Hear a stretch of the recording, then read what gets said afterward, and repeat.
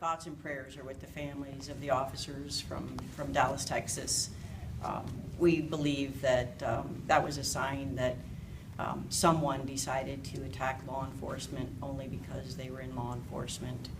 The words that Chief Brown in Dallas gave to the suspect are what the suspect said, but what we do feel is sympathy for all those families and concern that our law enforcement officers across the country may be targeted, but that won't change the way that we do policing.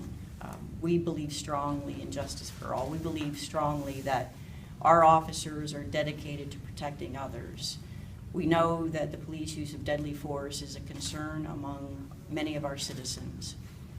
What we do know, too, is that facts take time to gather and be collected and be reviewed and collated so that we can kind of come up with a determination of what happened. What we do know, too, is that many police-involved shootings, there aren't any facts immediately available that we can make a judgment on, whether it's a short snippet of a video or somebody else's words.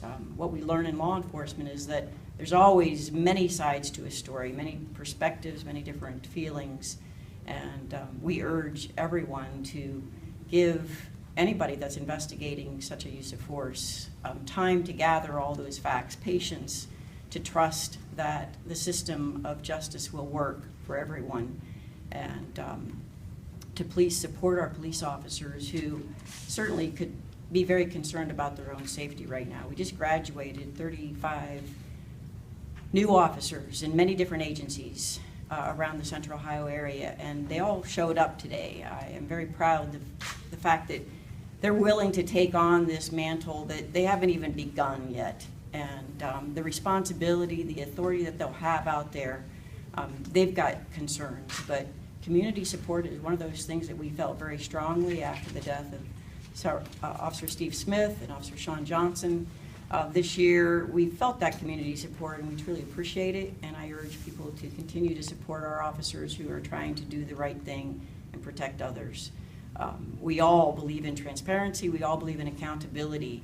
We all believe that citizens should live without fear, and that means without fear of the police as well. We know that some people do fear the police, and that's one of the things that we've been working very hard on community, in all of our communities, is to build trust and to build rapport and to build relationships that will allow people to move about freely and not worry about who might be trying to cause harm. We know that in our hearts, law enforcement come to this work to help others and to protect others.